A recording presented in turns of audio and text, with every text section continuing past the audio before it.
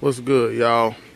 Welcome back to the Say with McQuay. I'm your host, McQuay, coming at you from this tree, brushing up beside my head.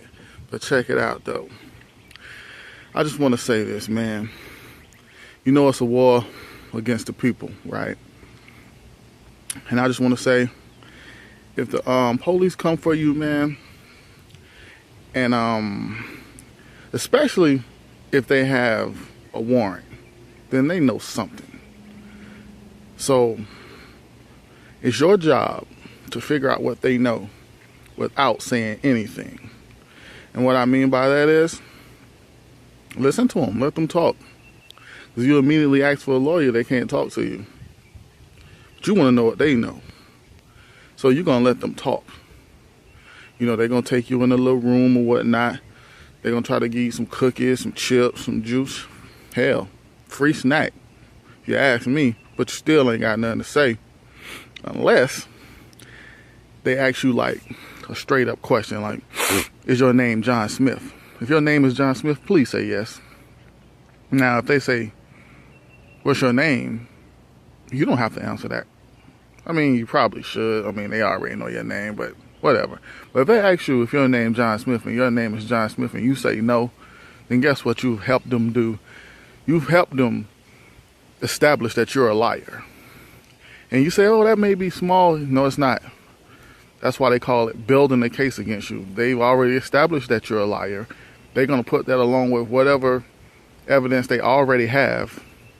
And they're going to continue to build this case against you. And that's why you will sit in the county, in the parish, or whatever, wherever you at. You will sit in there while they build up this case. So if they say, for example, where were you on Saturday, X, Y, and Z date? I advise you not to answer that question. I advise you not to say anything. Don't say I don't know. Don't say why. Don't say anything. Just sit there. Because that has nothing to do with anything. They're trying to make you say something that they can and will use against you in court. There's no can in it. They will. And if it's something that'll help you, guess what they'll do?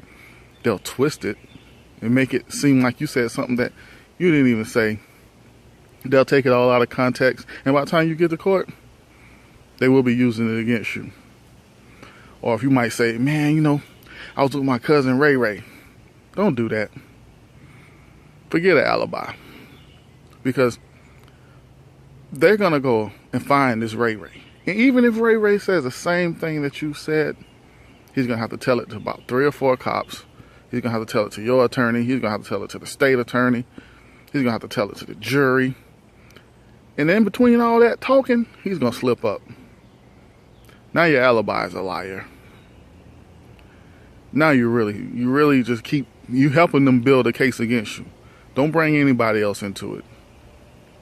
All you need to do is sit there and listen. Don't be a jerk, because then they're not going to want to talk to you.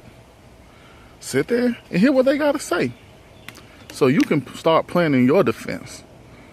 Because they're going to start asking you questions, especially if you're guilty, man. You're going to know when they start getting into the meat and gravy. You're going to know what time it is. You're going to be like, oh, okay.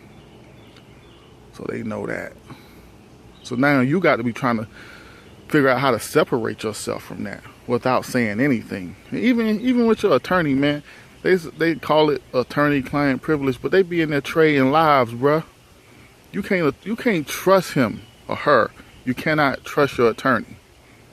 I'm sorry. Now, if it's one of these, high-profile attorneys that, they charge you 50 racks for the case, and you probably can trust that guy. Because that guy or that woman, they probably done, did some things they're probably not proud of. But just your run-of-the-mill attorney, you can't trust them. They go golfing with the state attorney and the public defender's office. They all friends, they buddies, they hang out together. They kids marry each other, man. You can't trust them, because if you be like, yo, man, I did it, but I think I can beat it this way. And if they have somebody else, that's paying them a little bit more, and they might just, take that to the state and be like, well, if you You let this one go, then I'll give you this one. I'll blow the case on this one, whatever the case may be, or I'll get him to cop out to whatever. You don't want that. They say you can trust your attorney. Don't believe that.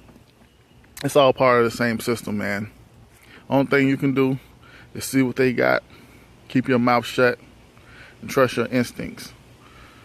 Trust me, they lock up people all the time for things that they didn't do and end up in prison because you might have tried to use an alibi, or you might have just, say, hey man, I was home. Can you prove that? I mean, it don't matter what you can be logged in on a computer. You could know exactly what happened during the game. They will find a way to say that you're lying because you said your name wasn't John Smith, when you know good and well that's your name. Things like that, don't lie about. If they came and arrested you at your house and you live at 101 Pinecrest and they say, is your address 101 Pinecrest? Please say yes. Don't dig a hole for yourself. They didn't come if they didn't have anything. They might not have a lot. They don't need a lot. Like I said earlier, they call it building a case. Bit by bit, piece by piece, day by day. While you sitting in the jailhouse, they going around. Everybody who name you gave them to give you an alibi, they gonna go talk to them. They gonna look in your phone and they're gonna see, well, the last couple of calls or whatever on that. They're gonna look on that day, see who you talk to. They're gonna go talk to them people. They need a warrant to go on your phone, but they don't need a warrant for that. They really don't. Because they don't have to say how they come across this person. Say they got into your phone and they say you was talking to Randall at 1 o'clock on Saturday. They're going to go talk to Randall. They want to know what you and Randall was talking about. You know why Randall going to tell them? Because Randall probably wasn't with you when you did what you did. He's not going down with you. He's going to tell them. He might be your ace, but he ain't finna take your place. Believe that. So, when you're dealing with them, you got to deal with them straight up. No games. It's not fun. It's strictly business. You want to know what they know without giving them anything. Because on TV, it make it seem like, they go in there, they're so good, they get all the truth out you or whatever the case. No, that's not real. They're humans just like us. They're not robots. They're not programmed. You know what I'm saying? They're people too. They're gonna talk. Because a lot of them are arrogant. So they'll let you know what they know if you just sit there and listen. Answer their questions. Simple questions. No whereabouts. They ask you if you know Stephen. No, don't answer that question. Don't say no. Don't say yes. Just don't answer the question. Because once they start asking you questions like that, now they're trying to get you talking. They're just trying to get you talking about anything. And you don't want to talk about that. Only thing you want to know is, why are you here? Why am I here? That's your question. Why am I here? Am I under arrest? They're not arresting you. They got to let you go, right? So they'll tell you, oh, no, don't worry about it. It's all good. Am I under arrest?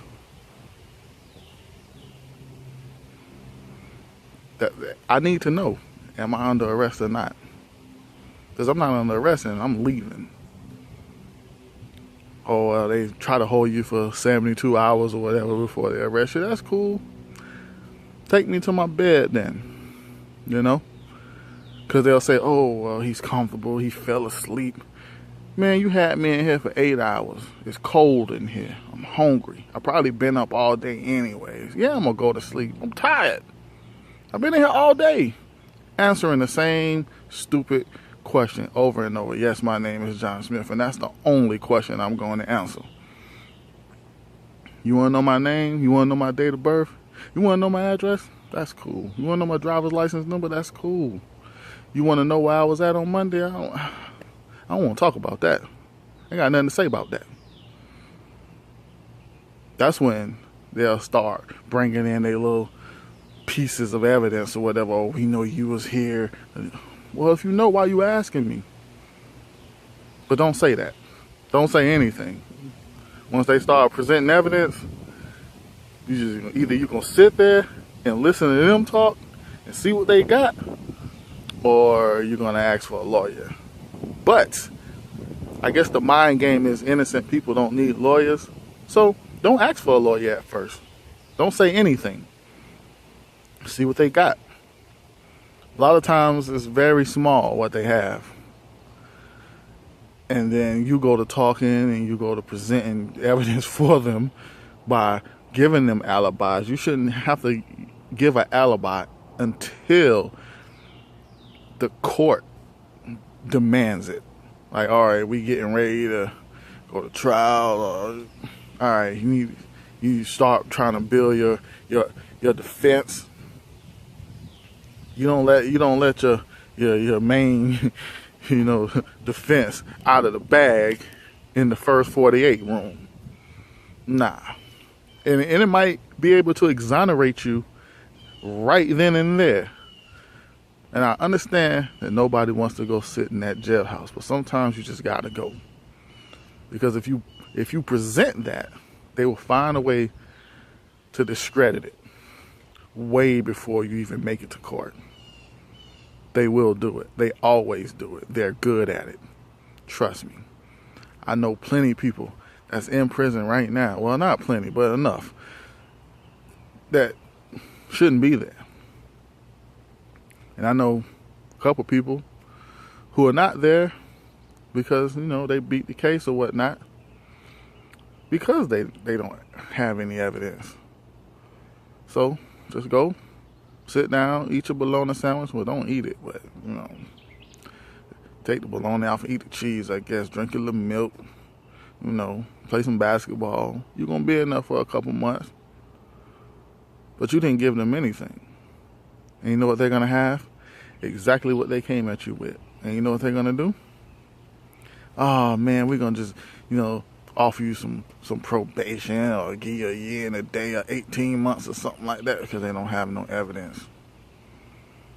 Now, you could take that time or you can take it to trial. I guess it really depends on if you have any criminal history, where you live at, stuff like that. If you live in Florida, I wouldn't recommend taking it to trial. You're gonna lose. The jury of your peers in my ass. There's gonna be some old white ladies on there that probably, if you a drug dealer, you sell pills, say, and their niece might have overdosed on opioids or something. She in the jury, man. It's going down for you. That's what they do. And since I'm not famous, I can say this without worrying about them coming to try to kill me for saying it. But the system is rigged, dude. They're here to kill you. They're here to kill me. They're here to kill us. Just be careful out there. And remember, when they come and get you, they know something. And it's your job to figure out what it is without giving them anything else. And then you're going to go to jail and sit there for a while. You're not going to talk to your cellmate about your case. You're not going to use the phone because they're listening. They will send somebody in there acting like they're all your buddy trying to hear about your case so they can go report back on you. They do that too. I know. They try to get me the same way. No talking about your case. Only with your attorney. And you will know, dealing with your attorney, what you can and cannot tell them. And a lot of times, it's just about if they're listening to you or not. I had this one, every time I try to tell him something, he try to overtalk me and change the subject. Like, yo, dude, you're not listening to me. You know what I'm saying? I know where I was at. I know what I was doing. you need to listen to me. I don't need to listen to you. You need to listen to me. You know what I'm saying? When I give you something, that means that I was thinking about that. I was sitting up in here. I got nothing but time to do. I'm just sitting up here thinking about what they say they have and how I can beat that. So when I come tell you, how can you act like I don't know what I'm talking about? I'm the one being accused. Your life is not on the line here. If your attorney don't want to listen to you, he down with them. Or she's down with them. Believe that. They keep coming to you, oh, you should do this, you should plead for the mercy of the state, or, man, I don't know, man. I ain't do it. That's it. I ain't do it. If they not listening to you, you get rid of them. Because they're going to have you in prison. Trust that. Subscribe to my channel. Now, I guess I'm going to go back in the house. Getting a little warm out here. Starting to sweat. Hey, man. I'm just speaking the truth today. Protect yourself out here. I just saw that this white guy just ran over this black guy with his truck. And he I guess he posted it on Facebook, you know, making a joke about it, laughing at how he killed him or whatever, and how the truck would be all right. He just got to pull the dents out of the truck or whatnot, you know. That's sad, man. I don't know if he meant to kill the young brother or he was just bragging about an accident like a coward. I don't know, but he should be dealt with. I don't know how. He should be dealt with. And it's not just because he's black. He killed the black guy. He's white. He killed the black guy. No. It's not just because of that. It's because this is a coward move. You on Facebook bragging about it. Why don't you go over there where his brothers and uncles at and brag about it? See what happened to you. You know what I'm saying? That's all I'm saying. I don't know who it was. It's a barber. I don't know who the guy who ran him over. Some sucker probably was drunk or something. You know what I'm saying? Sam Kraft bailed him out. Sam Kraft, the sheriff. Yeah, Sam Kraft, crooked sheriff. And what's that? Vernon Parish. Yeah, he doing a lot. A lot of drug dealing. A lot of killing. Yeah. Check him out. So if anybody listening that's important, check him out. I don't do too much talking about the next man, but shit is unacceptable. And I'm tired of seeing it. And something has to be done. That's it. I thank y'all for watching. I'm gonna end this thing on a good note. All praise the Most High. Thank you very much.